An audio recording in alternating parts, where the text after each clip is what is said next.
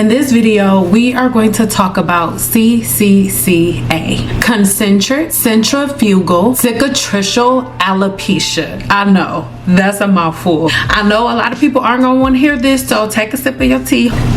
This form of alopecia is almost 100% exclusive to Black women. Not a full 100%, but about 92% is almost exclusive to Black women. Few reviews from clients who had CCCA when they first started working with me, whether it was inside of the challenge or watching my videos. Their results are going to be left here on the screen. So many women within the 7-day challenge have healed completely from their CCCA. So if you want to know more about it, how it's caused, how to prevent it, and how to fix it if you already have it, then make sure you stick around to the end of this video, because your girl can fix CCCA. CCCA is a form of alopecia that is almost exclusive to Black women, and it is spotted, and its characteristics are mainly in the middle. That first word means that it's in the middle. It starts off in the middle of the head and then it spreads out throughout other parts of the scalp. Normally for dermatologists understanding, this becomes something that is permanent hair loss. Now, when dermatologists tell you that it's permanent hair loss, it is not because they are trying to scare you. It is because the things that are going to be included in this video, they either understand that you will never stop, or as these dermatologists who are scientists have done their research and study, they find that no matter what they recommend to Black women, no matter what type of treatments they give to Black women, this CCCA will never go away. Well, today we're going to break down exactly why that keeps happening. So stay out of your feelings, drink your tea. What are the causes? There are a couple. The very first thing that everybody loves to say, and I'm a Black woman, so if you gonna be in your feelings, I'm a Black woman too, get out of your feelings. I say what I want. So when we're talking about genetics is not always like, oh, okay, my mom and my grandma and my aunties and all of them had CCCA, so no matter what I do, I am going to have CCCA. That is not true. When you go down to genetics, there are certain things in the genome that are passed down from generation to generation that do result in your hair being thinner or certain things like that. But when it comes to CCCA and the majority of Black women who have CCCA, what you're finding that all of them have the same practices, whether it's the type of foods that you're eating, the type of diets that you have, your vegetable intake or the lack thereof, and most of the time everybody has the same habits, whether it's the way that you style your hair, the way that you grease the scalp, the type of products you use, the type of products that you won't stop using. These are the things that are genetics. But we have to understand that a lot of the genetic patterns are really hereditary, are really habitual generational patterns. Like my grandma greased my scalp, so I grease my scalp. My grandma used hot 6 oil, so I use hot 6 oil. My grandma used to grease my scalp and then scratch dandruff off, which is a scalp disorder caused by you greasing the scalp. But so this is normal, this is what I do. Those are the things that are genetic. Really is generational habits that lead to things that look like a genetic pattern. All right, number two will be chemical treatments. Of course, if you use, most people are like, oh my god, I'm never putting color on my hair, I'm gonna use henna in my hair, which is a protein treatment. The difference between something being a protein and a protein treatment, but we'll talk about that in another video. I'll talk about henna and explain it, link in the description box below. But most people think that anybody who does color, anybody who gets a relaxer, anybody who uses any chemical whatsoever on their hair has damaged hair, and that's not true.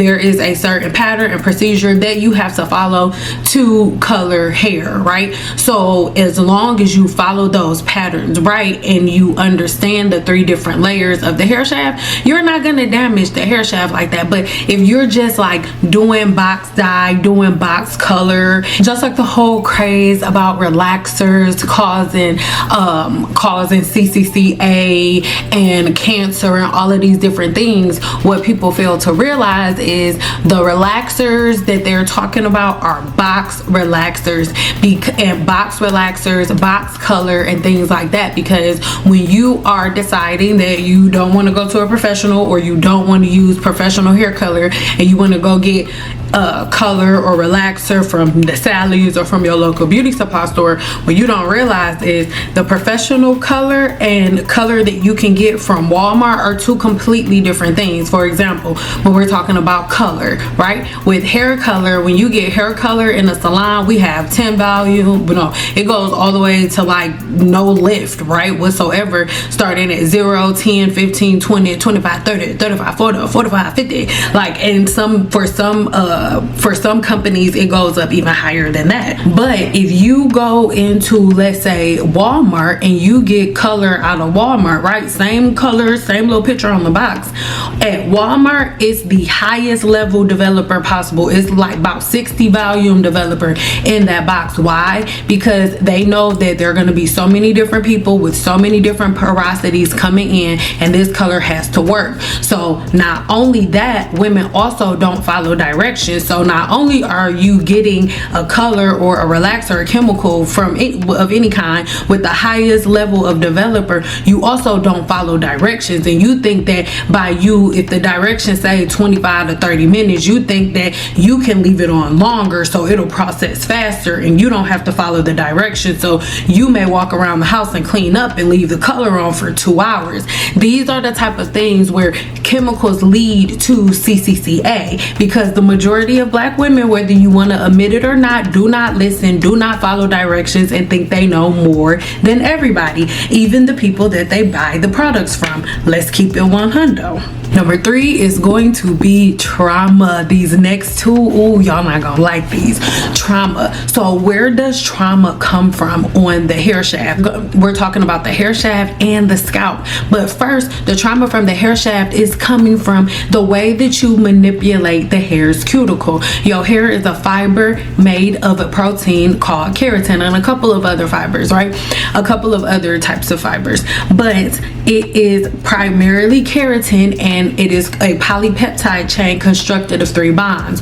When the hydrogen bond is broken, the hair shaft is no longer intact. So by definition, common sense, is weaker, right? So if you are a person who is always combing your hair when it's wet, always detangling the hair when it's wet, most black women think that they are doing the best thing for their hair when you put it in braids, or like crochet braids and like tight styles and things of that nature. But I need you to understand that regardless of whether or not your braid or braids too tight, or if you're just a person that's tender-headed, if there is any type of pain or discomfort, that is a form of trauma on the hair's follicle. And if the primary styles that you wear all the time are styles that cause tension in the scalp for a couple of days, and then after a couple of days it ends up subsiding, the pain ends up subsiding, and then it's back to normal, I need you to understand that just because the pain has subsided does not mean that the follicle is no longer stressed out.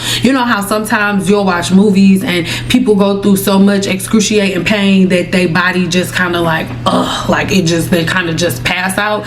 That's kind of the thing that's happening within the follicle. Here on the screen you can see a woman who is a part of the Team Natural gang, and because you guys wear your hair in its swollen state all the time, you get this preconceived notion that because your curls are so full and fluffy that your hair is thick. But again, I use this example all the time. I need you to pay attention to her scalp and how in some places her follicles have 3 hairs per follicle, in some places it's 2, and in some places it's 1. A woman who you can see certain follicles have almost 4 strands per follicle is a woman that has naturally thick hair. So when you see the majority of the hair having 4 follicles per part strand, and then you see all of this miniaturization. Miniaturization is what you see when you are seeing some of these follicles. Hopefully I'll be able to isolate them and put them on the screen, where you see follicles that look like this, where it's like there'll be a thick hair and then a noticeably thinner hair within the hair's follicle. This is the beginning stages of CCCA. And I also need you to remember that when they are doing these scopes, when you are going to the dermatologist, the miniaturization is starting in the middle of the head and then it flowers out to the rest of the head, because black women are under the impression that because we can go longer without washing our hair, that a protective style is something that is going to be causing a whole lot of tension. I'm not saying never get box braids, that's not what I'm saying, but what I am saying is go to somebody who's not a new school braider. And I'm not saying don't go to a younger girl, I'm saying go to a braider who understands the complexity of the human scalp. Go to a braider that's not going to suffocate your scalp with the thickest polymer on the market, which is edge control, right? You really want to use logic as you are moving through your hair journey, because anything else doesn't make sense. These are the different things that lead to the tension that causes CCCA. And another thing that I want you to think about is something that I didn't even think about before. As a black woman, like once we get our hair done, what's the most important thing? We want to make sure like our edges stay slicked. If we get like a real cute ponytail, whatever it is, even if your hair is not done naturally, when you tie your hair up, you tie it up, and what do? You pull, you use tension here, and you either tie it in the front or the back. But most of the time you're using tight tension, whether you have a style that you want sleek or not. It's just something that naturally happens by habit. And even if it's not tight, if you're wearing a bonnet to sleep every single night, right, and you laying down and it's rubbing, even if you're on a silk or satin pillowcase, the silk or satin pillowcase is just stopping your hair from like snagging as you sleep, right? But tension is tension and friction is friction. So if you're like constantly wearing like a scarf or a rag or whatever on your head, and you're like rubbing and stuff every single night, and your scalp like never has a breather, that could be an issue too. Ooh. Last but certainly not least, this is actually number one, but I wanted to say the best for last, is inflammation. Inflammation is one of the leading causes for CCCA in black women. I'm sorry, but black women are the one group of women on this planet that will not let go of the fact that their scalp does not need oil. It doesn't matter what I say, it doesn't matter how much I show you a video like this, it doesn't matter how many times I show you a video with an explanation like this. There will still be women, after what you just seen, there will still be women in the comments that say, oh, it doesn't matter, I still need to add grease and I still need to add oil to my scalp. And then every time I get a comment like that, I'll ask a follow-up question with, okay, well, knowing that you have this natural sebum coming out of your scalp, what is the oil that you're putting on your scalp gonna do that this natural sebum that's coming out of your scalp can't do? And then no one can ever answer that question. That's why within the 7-day challenge you have a brand new routine where where you have coursework that you make it through, and it's a self-guided course. You can move at your own pace, and you watch all of the videos, watch all of the content. There's a group there to help you through different things because they've been where you are, and you can set up a new pattern that causes you not to cause your scalp to have massive inflammation, right? Because that is the thing. What we have to understand is, first there is a trigger, then there's inflammation, then there's CCCA. The inflammation ends up killing the follicles, killing the hair shaft, throwing off the natural hair growth cycle. In the video in the description box below, I taught you that there are over 900 different forms of yeast and bacteria and 2 parasites that live on the human scalp, and their favorite food is oil because they're all there for your scalp's natural sebum. So all you're doing by adding oils and greases and butters to the scalp is feeding the natural floral that lives on the scalp. And by you feeding this natural floral, you cause more inflammation. You know why?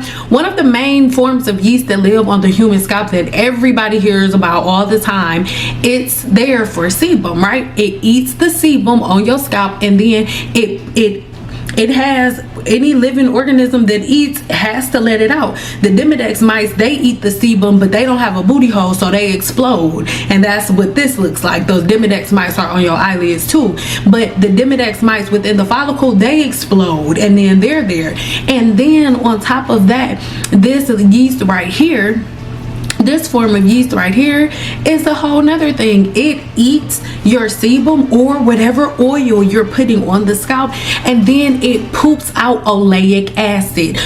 A lot of people aren't allergic to or don't have a sensitivity to oleic acid, but a lot of women do. And every woman that wants to be like, oh, well, oiling and greasing the scalp is supposed to happen, we're supposed to do that. You are also women that seem to forget that as you were getting your scalp grease with your blue magic and getting your hot oil treatments and all of that, you also had monthly sessions where either your mama, your grandmother, your cousin, somebody was scraping layers and layers and layers of dandruff off of your scalp.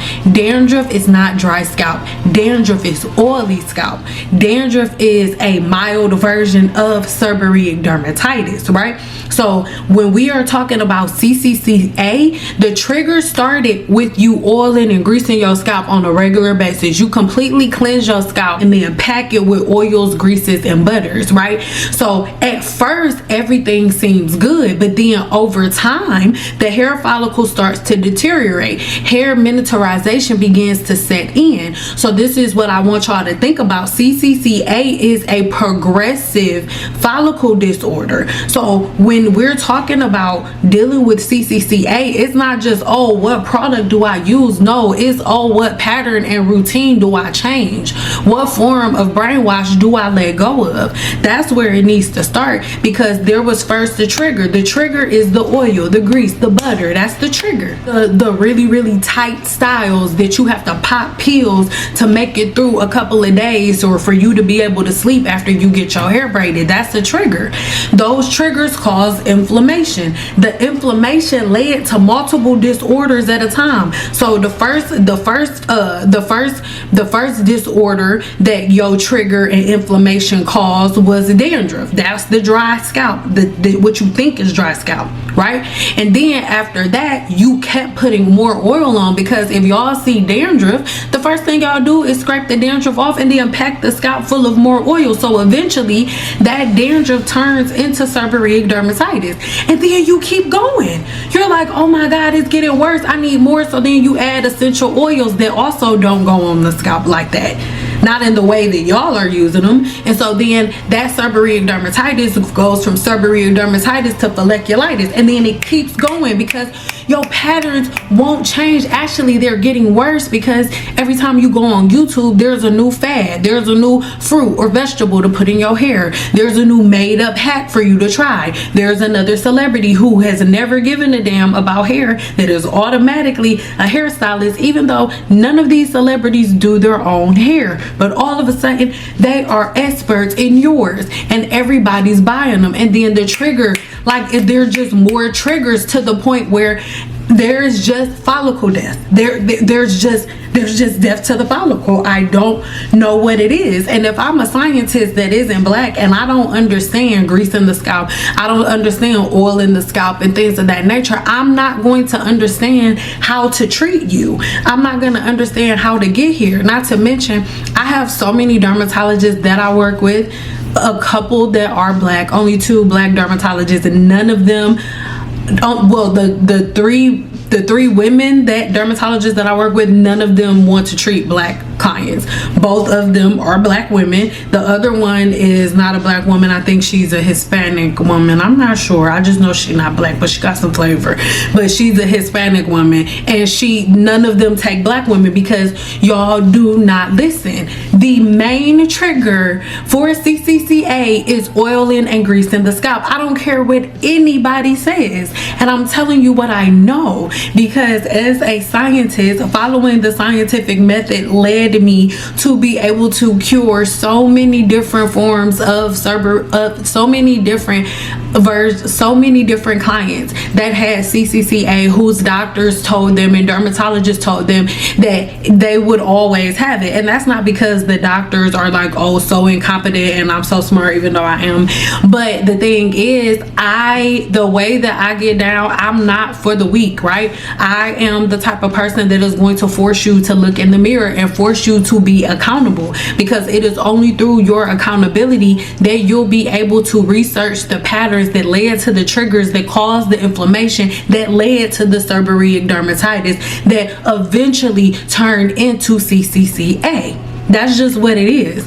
And it's so simplistic. And again, the reason that it never looks like it's something that could be reversed is because anytime they go, most women who find out that they have CCCA or have been diagnosed with CCCA, it is because they went to the dermatologist, got a biopsy from the dermatologist, and the dermatologist has seen like, okay, it is complete death. Like, I can't even see anything. Most of the time, your follicles are so full of grease, butters, and oils as you're at the dermatologist's office, so they can't see anything in there. There's no life whatsoever within your follicle because you're constantly suffocating it, thinking that it's helping. And no matter what anybody tells you, you won't listen.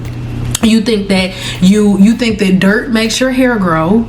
You think that not washing your hair is something that is going to make your hair just so beautiful and healthy, and it's not true. The dirtier your hair is, the more full of yeast and bacteria your hair is, the more that will be a trigger for inflammation, which will lead to CCCA. So these are things that I really need you to understand. There are so many different hairstyles that we can do, but Team Natural has locked the black women into this thing where it's like the only thing you can do with your hair is put it in 2-strand twists or put it in box braids and things of that nature, and put it in like single plaits. Single strand twists, 2-strand twists, and plaits like by themselves are not protective styles. We are in my next video, so make sure you're subscribed to my channel. I found a video where there is this African tribe and they are men, and they verify what just came out of my mouth. They all have hair to their butt, and they let you know we do twists like this to lock our locks permanently, but we do twists like this as a protective style, but you can't leave them in no longer than 3 months or your hair is gonna lock up, and it is not a protective style unless you do this. Like, what are we talking about? So if we can't get all of our information from the motherland, but then not follow the guidelines of the people in the motherland. So again, make sure you stay tuned for that video. You don't need an influencer. Your hair, your body is masterful. Why do you guys think that your body, your blood, your heart, everything is still pumping while you sleep with no help from you, but your hair can't grow unless you put $500 worth of products in it using a $300 blow dryer? Like,